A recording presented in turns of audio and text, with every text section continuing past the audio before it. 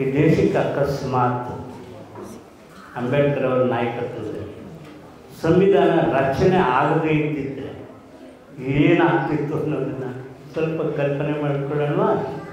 ಕಲ್ಪನೆಗೆ ಮೀರಿದ್ದು ಇವತ್ತು ನಾವೆಲ್ಲ ಹೀಗೆ ಸಾಂಗತ್ಯದಲ್ಲಿ ಕೂತು ಒಂದು ಸಾಂಸ್ಕೃತಿಕ ಸವಿಯನ್ನು ಸವಿತಾ ಇದ್ದೀವಿ ಅಂದರೆ ಅದಕ್ಕೂ ಸಂವಿಧಾನವೇ ಕಾರಣ. ಹೀಗಾಗಿ ಆ ಸಂವಿಧಾನವನ್ನು ಪ್ರಮುಖ ಸ್ಥಾನದಲ್ಲಿಟ್ಟು ರಚನೆ ಮಾಡಿದಂಥ ಈ ದೇಶದ ಸುಪುತ್ರ ಡಾಕ್ಟರ್ ಭೀಮರಾವ್ ಅಂಬೇಡ್ಕರ್ ಅವರ ಒಂದು ಕಥನವನ್ನು ಹಾಡಿನ ಮೂಲಕ ಕೇಳೋದು ನಮ್ಮ ಕರ್ತವ್ಯ ಮತ್ತು ಧರ್ಮ. ಅದೇ ಸಂವಿಧಾನಕ್ಕೆ ನಾವು ತೋರಿಸ್ತಕ್ಕಂಥ ಅತ್ಯಂತ ಗೌರವ ಅಂತ ನಾವು ಅದನ್ನು ಭಾವಿಸಿದ್ದೇವೆ. ಬನ್ನಿ, ಅಂಬೇಡ್ಕರಡಿಗೆ ನಮ್ಮ ಧ್ವನಿ.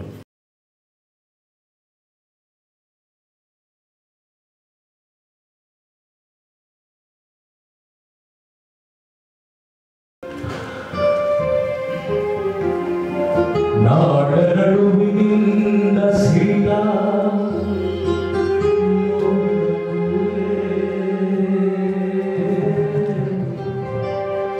ಆಕಾಶದ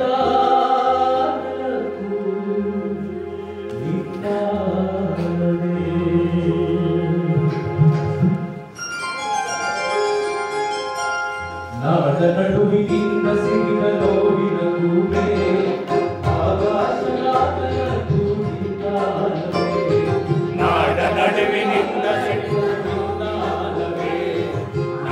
ನಡುವಿನಿಂದ ಸಿಡಿದ ನೋವಿನ ಕೂಗೆ ಆಕಾಶದಾಗಲಕ್ಕೂ ನಿಂತಾಲವೇ, ಆಕಾಶದಾಗಲಕ್ಕೂ ನಿಂತಾಲವೇ.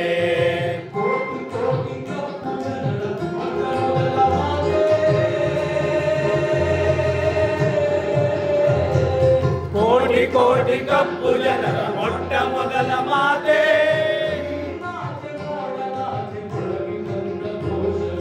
ನೀರಿನಾಚೆ ಮೋಡದಾಚೆ ಮೊಳಗಿದಂತ ಘೋಷವೇ.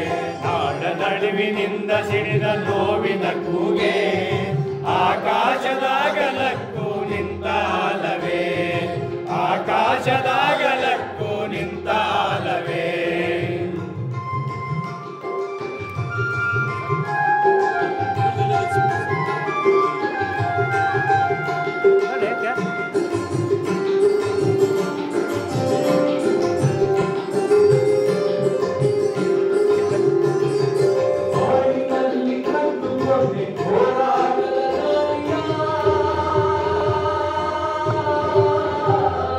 ಬಾಳಿನಲ್ಲಿ ಕಂಡುಕೊಂಡೆ ಹೋರಾಟದ ದಾರಿಯ,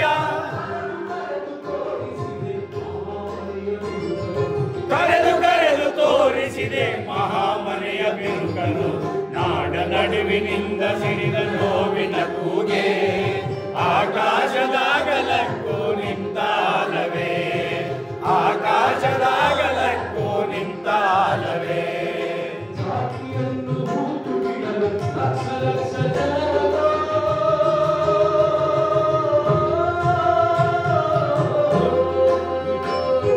ಜಾತಿಯನ್ನು ಹೋದು ಬೆಳಗು ಲಕ್ಷ ಲಕ್ಷ ಜನರನ್ನು,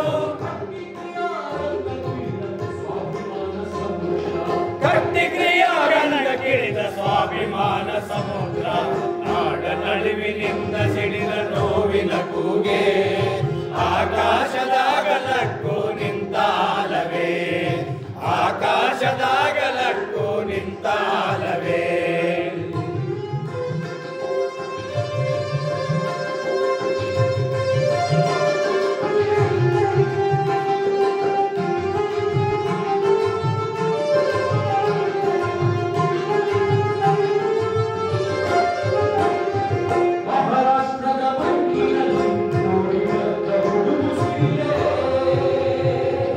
ಮಹಾರಾಷ್ಟ್ರದ ಮಣ್ಣಿನಲ್ಲಿ ಮೂಡಿ ಬಂದ ಗುಡುಗು ಸಿಡಿಲೆ,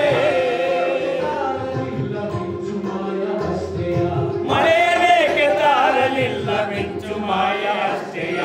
ನಾಡ ನಡುವಿನಿಂದ ಸಿಡಿದ ನೋವಿನ ಕೂಗೆ ಆಕಾಶದಾಗಲಕ್ಕೂ ನಿಂತಾಲವೇ, ಆಕಾಶದಾಗಲಕ್ಕೂ ನಿಂತಾಲವೇ.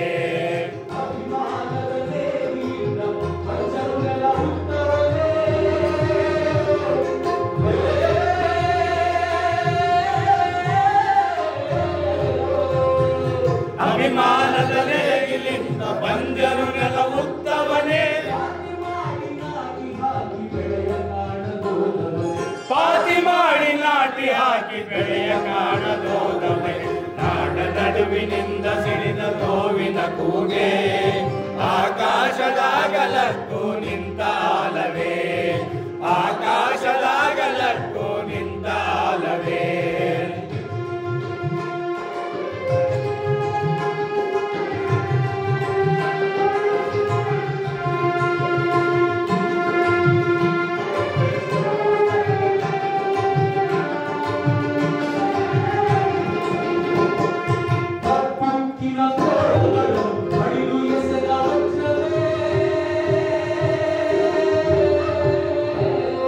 ಕಪ್ಪುಕ್ಕಿನ ಕೋಳಗಳನ್ನು ಕಡಿದು ಎಸೆದ ವಜ್ರವೇ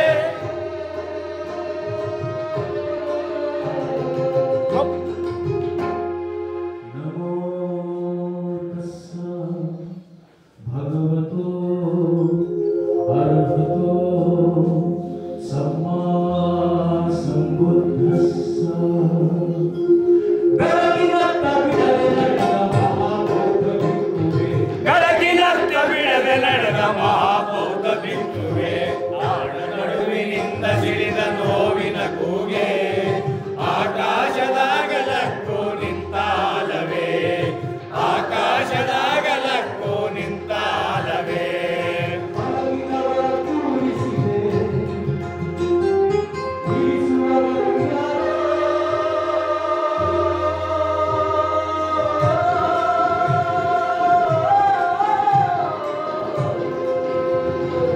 ಮಲಗಿದವರ ಕೂರಿಸಿದೆ ನಿಲ್ಲಿಸುವವರು ಯಾರೋ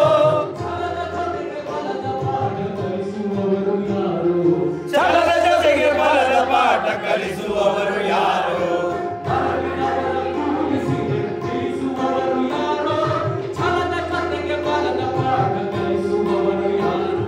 ಛಲದ ಜೊತೆಗೆ ಬಲದ ಪಾಠ ಕಲಿಸುವವರು ಯಾರು ನಾಡ ನಡುವಿನ ಕಲಿಸುವವರು ಯಾರು ಕಲಿಸುವವರು ಯಾರು ಕಲಿಸುವವರು ಯಾರು ನಾಡ ನಡುವಿನಿಂದ ಸಿಡಿದ ನೋವಿನ ಕೂಗೆ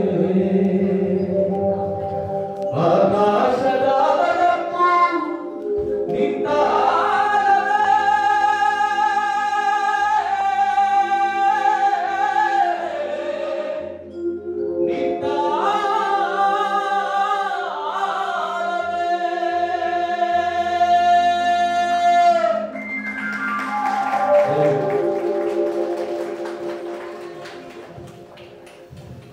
ಆ ನಿಂತಿರೋ